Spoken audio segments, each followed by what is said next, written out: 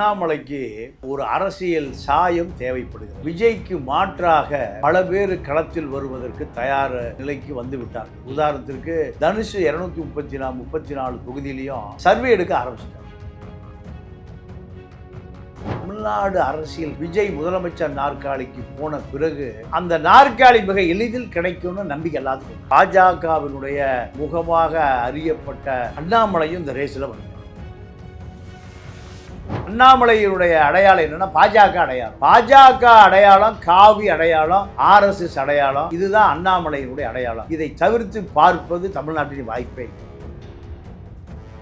அண்ணாமலைக்கு என்ன கொள்கை இருக்கு, என்ன கோட்பாடு, என்ன லட்சியம், என்ன நோக்கம், இது எதுவுமே இல்லையே. ரொம்ப யங் லீடரு. இப்போ ஆரம்பிச்சா கூட 40-45 வயசுல முதலமைச்சர் ஆயிடலாம். இல்லை, இப்பவே அவருக்கு என்ன வயசு? 15 என்ன வயசு இப்போ அவருக்கு? அங்கே திமுக அவன் பொறுக்கி தின்னுட்டு எல்லாம் ஆளுக்கு 1000 கோடி வச்சிருக்கான். மாவட்ட செயலாளர், மந்திரி, வட்ட செயலாளர், வண்டு முருகன், மாவட்ட செயலாளர், 1 லட்சம் பேர். இப்படி ஒரு வலுவான கூட்டத்தை அண்ணாமலை எதிர்க்க முடியுமா? அப்புறம் இந்த பக்கம் வருவானா? வரமாட்டான். சரி, உங்களுக்கு கொள்கை தான் என்ன? அண்ணாமலைக்கா தெரியுமா? யாருடைய உங்களுடைய நோக்கம்? யாரை எதிர்ப்பது உங்க நோக்கம்? திராவிட இயக்கத்தையா, தமிழ் தேசியத்தையா, RSS-ஐயா, கம்யூனிஸ்டையா, காங்கிரஸையா? யாரை எதுக்க போறீங்க? இந்தியராகவும் இருப்போம், தமிழராகவும் இருப்போம். இந்தியராகவும் இருப்போம், தமிழராகவும் இருப்போம், சிங்களராகவும் இருப்போம், பாகிஸ்தானியராகவும் இருப்போம், பஞ்சாபியராகவும் இருப்போம்.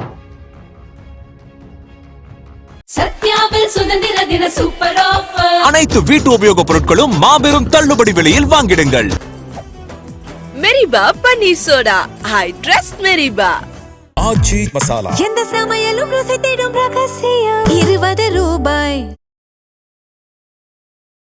ரிஃப்ளெக்ட் நேயர்களுக்கு வணக்கம். இன்று நம்மோடு இணைந்திருக்கிறார் மூத்த பத்திரிகையாளர் திரு தமிழா பாண்டியன் அவர்கள். சார் வணக்கம். வணக்கம். எப்படி சார் இருக்கீங்க? நல்லா இருக்கேன் சார். நாளைய தினத்தில் அண்ணாமலை அவர்கள் ஒரு பெரிய பேரணியை சென்னையில் நடத்தவிருக்கிறாரு. ஏற்கனவே ஒரு மாநாடையே நடத்தி முடிச்சாரு. அதாவது போதைக்கு எதிரான மாநாடு நடத்தி முடிச்சாரு. இப்போ இன்னொரு பேரணி நடத்த போறாரு. சென்னைக்கு எல்லாரும் திரண்டு வாருங்கள்னு சொல்லியிருக்காரு. எப்படி பார்க்குறீங்க இதெல்லாம்? இல்லை, அண்ணாமலைக்கு ஒரு அரசியல் சாயம் தேவைப்படுகிறது. இப்போ விஜய்க்கு மாற்றாக பல பேர் களத்தில் வருவதற்கு தயார் நிலைக்கு வந்து விட்டார்கள். உதாரணத்திற்கு தனுஷ் 234 தொகுதியிலையும் சர்வே எடுக்க ஆரம்பிச்சிட்டார். 234 தொகுதி என்றாலே அது அரசியல் கட்சி தான். இப்போ கட்சி ஆரம்பிப்பதற்கு முன்பே தமிழர் எழுச்சி இயக்கம் ஆரம்பிச்சிட்டாரு. ஃபேக்காக வந்துட்டு இருக்கு, அது உண்மை அல்ல. இந்த கட்சி பதிவு பண்ணலை. இப்படி அப்போது தமிழ்நாடு அரசியல் களம் விஜய் முதலமைச்சர் நாற்காலிக்கு போன பிறகு அந்த நாற்காலி மிக எளிதில் கிடைக்கும்னு நம்பிக்கை எல்லாத்துக்கும் வந்துடுச்சு. அப்போது இதில் பாஜகவினுடைய முகமாக அறியப்பட்ட அண்ணாமலையும் இந்த ரேஸில் வந்துட்டார். அண்ணாமலையினுடைய அடையாளம் என்னென்னா பாஜக அடையாளம். பாஜக அடையாளம், காவி அடையாளம், RSS அடையாளம், இதுதான் அண்ணாமலையினுடைய அடையாளம். இதை தவிர்த்து பார்ப்பது தமிழ்நாட்டின் வாய்ப்பே இல்லை. சனாதன அடையாளம். யாருடைய அடையாளம்? அண்ணாமலை அடையாளம். இப்போ இங்கே சனாதனம், சாதி, RSS, பார்ப்பன எதிர்ப்பு, பாஜக எதிர்ப்பு, இதுதான் தமிழ்நாட்டில் அரசியல். இதை விஜய் பண்ணார். பாயாசம், பாசிசம், திராவிட இயக்கம் ரெண்டையும் ஒழிக்கணும்னார். இதுதான் அவருக்கான வாக்கு வங்கியை உயர்த்தி கொடுத்தது. இப்போ அண்ணாமலை இது ரெண்டையுமே சொல்ல மாட்டார். ஏன்னா ரெண்டையும் சொன்னால் இவருடைய அரசியல் ஆசான் எங்கே இருக்காங்க? டெல்லியில் இருக்காங்க, அமித்ஷா, RSS. இவரை அரசியல் செய்யவே விடாது. இதை மீறி தன்னை காப்பாற்றி கொள்வதற்கும் தன்னிடம் இருக்கிற பல ஆயிரம் கோடி ரூபாய் பாஜகவில் இருந்த பொழுது சேர்த்த சொத்துக்களை காப்பாற்றுவதற்கும் அண்ணாமலைன்னு ஒருத்தர் லைவாக வைத்துக் கொள்வதற்காக முயற்சி செய்கிறார். இந்த முயற்சி எவ்வளவு தூரம் எடுபடும் என்பது ஒரு தேர்தலை சந்தித்த பிறகுதான் தெரியும். ஓகே, 29 தேர்தலை நோக்கி போறாரா இல்லை 31 தேர்தலை நோக்கி போறாரான்றதே ஒரு பெரிய பேசுபொருளாக இருக்குது. 50 லட்சம் பேர் வந்தால் தான் கட்சி ஆரம்பிப்புன்னு சொல்கிறாரு தன்னோட தொண்டர்களுக்கு. இல்லை, 50 லட்சம் தொண்டர்கள் தமிழ்நாட்டில் வந்தால் அது பெரிய அரசியல் கட்சி. சீமானுக்கு ஈழ போராட்டத்தினுடைய தாக்கம், தமிழ் தேசியத்தினுடைய தாக்கம், திராவிட இயக்கத்தை எதிர்க்க வேண்டும் என்ற தாக்கம், இதெல்லாம் சேர்ந்து சீமானுக்கு 50 லட்சம் வாக்கு வந்தது. இப்போ சீமா ஜிம்மில் 24 மணி நேரம் 6 பேக் ஏற்றிட்டு இருக்கார். மீதி நேரத்தில் வேறு விளையாண்டுட்டு இருக்கார். இதுதான் சீமானுடைய அரசியல். சீமானுடைய அரசியல் என்ன ஆகி போச்சு? அழிஞ்சு போச்சு.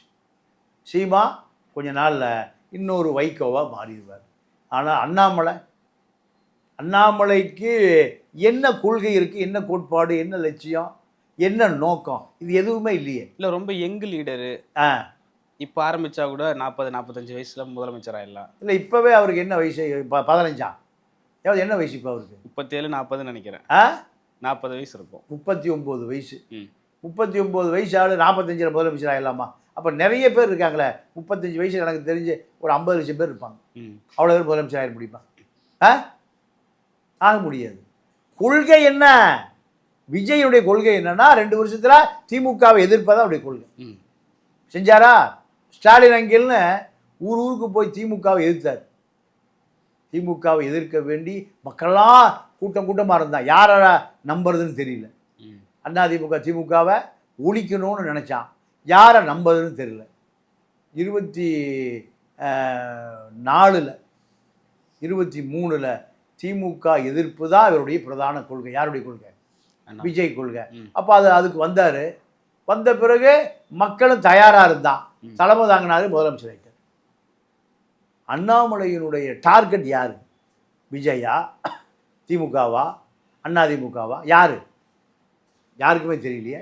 விஜய்க்கு எதிராக இருக்கிறவங்க எல்லாரையும் அறுவடை பண்ண பார்க்குறாரு அண்ணாமலைன்னு சொல்கிறாங்க. விஜய்க்கு எதிராக யார் இருப்பா? திமுக இருக்குது. அறுவடை பண்ணிடுவாரா? இல்லை, திமுக அதிமுகவுக்கு ஃப்யூச்சரே இல்லை. அப்போ திமுக அதிமுக பூரா அண்ணாமலைக்கு வந்துடுவானா? வருவானா? வரமாட்டான்.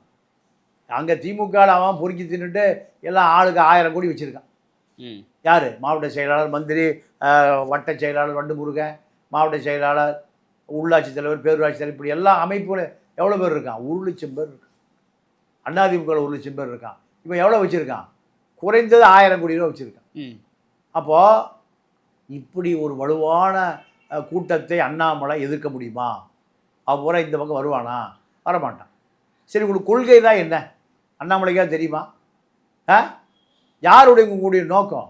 யாரை எதிர்ப்பது உங்கள் நோக்கம்? திராவிட இயக்கத்தையா, தமிழ் தேசியத்தையா, ஆர்எஸ்எஸ்ஸையா, கம்யூனிஸ்டத்தையா, காங்கிரஸையா? யாரை எதிர்க்க போகிறீங்க?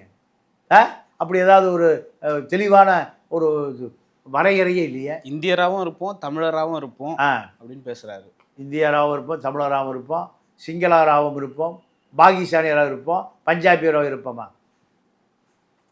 சார், அவரோட ஃபியூச்சர் டேட்டாலாம் நம்ம எடுத்து பார்த்தோம்னா ஏற்கனவே பாஜகவில் இருக்கிறப்பவே அதிக வாக்குகள் பெற்ற ஒரு பாஜக மாநில தலைவராக இருந்திருக்காரு.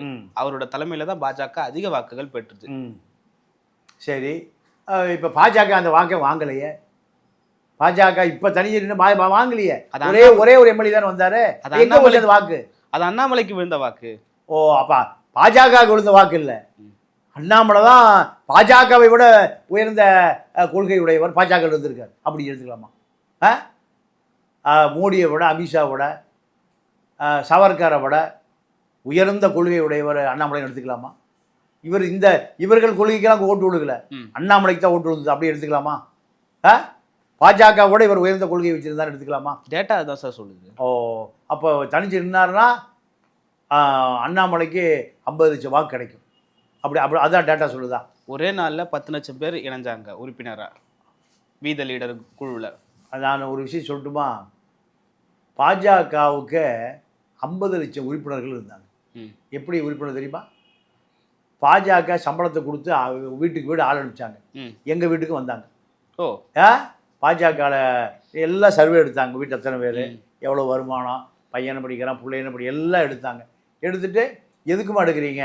இல்லை, உங்களுக்கு ஃபியூச்சர் பிளான் நாங்கள் ஏதாவது செஞ்சு கொடுப்போம், பாஜகவிலும் பண்ணி கொடுப்போம். சரிம்மா, ஒரு மிஸ்டு கால் கொடுங்க, உங்கள் நம்பர் என்ன?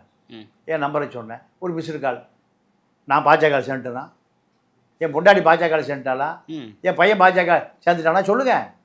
ஓகே, இப்படி தான் 50 லட்சம் பேர் வந்தேன். நான் பாஜக எதிரி. பாஜக எதிரி, பிறவியிலே எதிரி. நான் பெரியார் தொண்டேன். அப்புறம் எப்படி என் பொண்டாட்டி பாஜக ஓட்டு போடுவான், என் மகன் எப்படி ஓட்டு போடுவான்? இப்படி தான் கீழ் வீட்டுக்கு போனாங்க. கீழ் வீடு ஒரு முஸ்லீம் வீடு. அங்கே இப்படியே எல்லாம் எடுத்துட்டு மிஸ்ருக்கால் 4 கட்ட 4 மிஸ்ருக்கால். அப்போ அந்த ஃப்ளாட்லேயே 18 வீடு இருக்குது. வீட்டுக்கு 5 பேர். என்னாச்சு? ஒரு 150 மிஸ்ருக்கால் போயிடுச்சு. 150 பேர் பிஜேபியா? இதுதான் அண்ணாமலை கதை. இதுதான் அண்ணாமலை கதை. இந்தியனாகவும் இருப்போம், தமிழனாகவும் இருப்போம். இந்த கான்செப்டே முதல்ல பொய். வடக்கு வாழ்கிறது, தெற்கு தேய்கிறது. அடைந்தால் திராவிட நாடு, இல்லையேல் சுடுகாடு. இதுதானே இங்கே கொள்கையை. யார் காலத்திலிருந்து? அண்ணா 67 முதலமைச்சராக ஆன காலத்திலிருந்து என்ன கதை? வடக்கு வாழ்கிறது, தெற்கு தேய்கிறது. ஒழிக்கணும்டா வட இந்தியனை. இதுதானங்க அரசியல். அப்புறம் இங்கே போய் இந்தியன் கேரளாவில் போய் நீ முதல்ல மலையாளியா இந்துவா கேளுங்க, என்ன சொல்லுவான்? மலையாளி. அப்போ இங்கே போய் இந்திய நொட்டுது. நாட்டால் இந்தியன், மொழியால் தமிழன், உணர்வால் தமிழன். இங்கே எங்கே போய் இந்தியன்னா எல்லாரும் பிஜேபியில் ஓட்டு போட்டிருக்கணும். ஓட்டு போட்டானா? இந்தியாவில் இருக்கிற எல்லாருமே இந்துஸ்தான், அகன்ற இந்துஸ்தான். யார் சொல்கிறான்? பாஜக சொல்கிறான். எல்லா இந்தியாவில் இருக்கிற எல்லாருமே ஓட்டு போடுறானா? மோடிக்கு ஓட்டு விழுது 38 கோடி. எல்லா கட்சியும் சேர்ந்து காங்கிரஸ் உட்பட உழுது 34 கோடி. 4 கோடி ஓட்டு தான் மோடிக்கு பாஜகவுக்கு அதிகமாக விழுதுருக்கு. இது ஒரு 2 கோடி அதிகமாக இருக்குது. இதுதான் இன்றைக்கி அரசியல். பாஜக சொல்கிறதை போல நாமெல்லாம் இந்து, நாமெல்லாம் இந்து. ஏன் பாஜக ஓட்டு? இந்து பூரா பாஜக ஓட்டு போடுறானா? இந்து பூரா ஆர்எஸ்எஸ் ஓட்டு போடுறானா? இல்லையே. 38 கோடி பேர் தான் மோடிக்கு ஓட்டு போட்டிருக்காங்க. இந்திய மக்கள் தொகை எவ்வளவு? 140 கோடி பேர். மோடிக்கு எதிராக 34 கோடி பேர் காங்கிரஸ் ஓட்டு போட்டிருக்கான். அவன் பூரா யாரு? அவன் பூரா இந்து தானே. அப்புறம் அண்ணாமலையுடைய அரசியல் தமிழ்நாட்டில் எடுபடாது. பல பேர் கட்சி ஆரம்பித்து காணாமல் போயிட்டான். பல பேர் கட்சி ஆரம்பித்து காணாமல் போயிட்டான். அந்த பட்டியலில் அண்ணாமலையும் ஒருவரை தவிர அண்ணாமலை எல்லாம் ஆட்சிக்கு போக முடியாது, அரசியலிலும் தாக்கு பிடிக்க முடியாது. எல்லாரோடையும் நம்ம அண்ணாமலையை ஒப்பிட்டுடலாமா? ஏன்னா ஒரு ஐபிஎஸ் அதிகாரி, ஏற்கனவே பாஜகவருடைய தலைவராக இருந்தவர், பல லட்சம் வாக்குகளை வாங்கினவர். எல்லாரோடையும் ஒப்பிட முடியுமா அண்ணாமலையை? இல்லை, இங்கே சீமா அரசியலுக்கு வர்றதுக்கு முந்தைய எங்கே இருந்தாருன்னு தெரியல. 50 சோட்டு வாங்கினார் இல்லையா? அவருடைய பாலிசி என்ன? ஈழ போராட்டத்துக்கு திமுக துரோகம் பண்ணிடுச்சு. ஈழ போராட்டத்துக்கு திமுக துரோகம் பண்ணிடுச்சு. தமிழர்களுக்கு ஒரு அரசியல் வேணும், தமிழ் தேசிய கட்சி வேணும். திராவிடம் பொய்த்து போய்விட்டது. திராவிடம் இந்திய தேசியத்தோடு சேர்ந்துருச்சு, பௌத்தத்தோடு சேர்ந்துருச்சு. பௌத்தம், திராவிடம், ஆரியம் 3 சேர்ந்து தமிழர்களை கொண்டு போடுச்சு. தமிழர்கள் 5 லட்சம் பேர் மரணத்திற்கு அங்கே இலங்கை பௌத்தம், இங்கே இருக்கக்கூடிய ஆரியம் பார்ப்பனியம், இங்கே இருக்கிற திராவிடம் 3ம் கூட்டி சேர்ந்து தான் அப்பாவி மக்கள் 5 லட்சம் பேர் மரணத்திற்கு காரணம். இதை சீமான் சொன்னார். 50 லட்சம் பேர் வந்துட்டான் இல்லையா? இதுதான் சீமா அதுக்கு முந்தி படுக்க இடம் இல்லாமல் வடமல்லி பஸ் ஸ்டாண்டில் படுத்து கிடந்தார். எனக்கு வீடு கொடுத்த ஒருத்தர் இன்னும் வாடகை கொடுக்கணும் சீமா இன்னும் தேடிட்டு இருக்கார் சோழமேட்டில். அதுக்கு முந்தி இப்போ சீமானுக்கு படுக்க இடம் இல்லை. படுக்க எனக்கு தெரிஞ்ச சாமியார் மடத்தில் ஒரு பார் இருக்கும், அங்கே சரக்கு அடிச்சுட்டு போவார். படுக்க இடம் இல்லை, சாப்பிட சோறு இல்லை. எவனா ஒரு குவார்டர் வாங்கி கொடுப்பான்னு அலைஞ்சால் தான். 2009 50 லட்சம் பேர் அவர் பின்னாடி போனான். காரணம் இஸ்யூ பேஸ். அதுதான் அரசியலே தவிர அண்ணாமலைக்கு பின்னாடி என்ன இருக்குது? பாஜகன்னு ஒரு அடையாளம் இருந்தது. பார்ப்பனர்கள் ஓட்டு போட்டான், சாதி இந்துக்கள் ஓட்டு போட்டான் பாஜகவுக்கு. பாஜகவே தூக்கி போட்டான். யார? அண்ணாமலை. அப்போ பாஜகவை இவர் தேவையிலையும் தூக்கி போட்டான். அப்போ எப்படி இந்த மக்கள் பாஜக ஆதரவாளர்கள், பார்ப்பனர்கள், சாதி இந்துக்கள், சனாதன இந்துக்கள், இவர்கள் தான் பாஜகவுடைய வாக்கு வங்கி. இப்போ அது இங்கே என்னாச்சு? முகம் பிஞ்சு. ஒரே ஒரு எம்எல்ஏ அதிமுக தயவில் ஜெயிச்சான், போஜராஜன். இல்லைன்னா பாஜக என்ன ஆயிருக்கும்? 0 ஆகிருக்கும். அதனால் அண்ணாமலையுடைய அரசியல் ஆரம்பித்த இடத்துலையே அப்படியே தான் நிற்கும் 50 வருஷம் ஆனாலும். அதற்கு இங்கு எந்த விதமான அரசியல் எதிர்காலமும் இல்லை. ஓகே சார், கடைசி ஒரு கேள்வி என்னன்னா, சென்னையே ஸ்தம்பிக்க போகுது. ஏற்கனவே நடத்தின மாநாட்டிலேயே 20,000-30,000 பேர் வந்தாங்கன்னு சொல்றாங்க. இன்னைக்கு பேரணி நாளைக்கு சென்னையே ஸ்தம்பிக்க போகுதுன்னு சொல்றாங்க. எப்படி பாக்குறீங்க? இல்லைங்க, நீங்கள் கட்சி ஆரம்பிச்ச எல்லாருமே அப்படி தான் சொல்லுவாங்க. சென்னை திணறுகிறது, சென்னை குலுங்கியது. பேப்பர் பாருங்க, 1 லட்ச ரூபா விளம்பரம் கொடுத்து இந்த குஷ்டரோகி ஆதித்தனார் பத்திரிகைகள் தினத்தந்தி கொடுத்தீங்கன்னா 1 லட்ச ரூபா விளம்பரம் செய்தி பெருசாக்கிடும். கேரளா நம்பியுதிரி நடத்துகிற பத்திரிகை தான் தினமலர். இவனுக்கு 1 லட்ச ரூபா கொடுத்து விளம்பரத்தை கொடுத்து செய்தி போட சொன்னீங்கன்னா சென்னை குலுங்கி சென்னை மெரினா பீச் முடங்கியதுன்னு போடுவான். இதெல்லாம் உண்மை அல்ல. மாநாடு பேரணி முடிந்த பிறகு என்ன நடக்குதுன்னு பாருங்க. ஓகே, பல்வேறு கருத்துக்களை பகிர்ந்து கொண்டீங்க. மற்றும் ஒரு கான்செப்ட். நன்றி, வணக்கம். சத்யாவில் சுதந்திர தின சூப்பர் ஆஃபர். அனைத்து வீட்டு உபயோகப் பொருட்களும் மாபெரும் தள்ளுபடி விலையில் வாங்கிடுங்கள். மெரிபா பன்னீர் சோடா. I trust மெரிபா. ஆச்சி மசாலா. எந்த சமையலும் ருசி